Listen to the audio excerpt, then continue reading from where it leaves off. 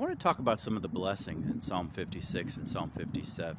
In Psalm 56, it talks about some of the difficulties that godly people can experience, and it talks about wanderings and tears.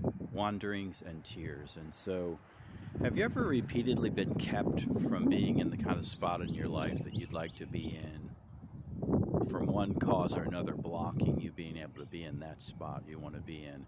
Has it ever felt like you were kind of wandering in the wilderness, not being able to go to the spot you wanted to, and it's brought tears to you? And so Benson says of these that David was often forced to flee like a vagabond from place to place.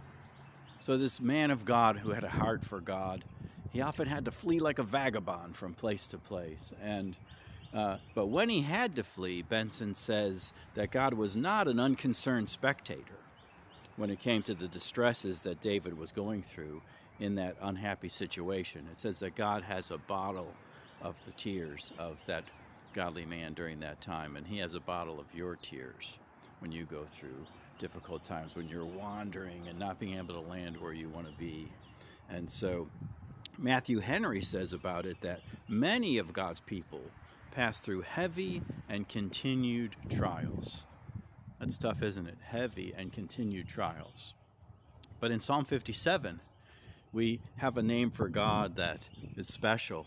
The psalmist says, I will cry to God Most High, the top person in the universe. He says, I will cry to God Most High.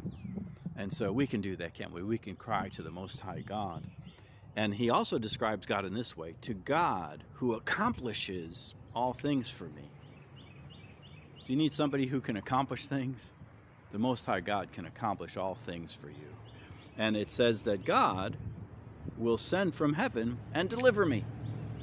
And so what a hope that is, isn't it? So are you going through tough times that they'll like wanderings that bring tears to you?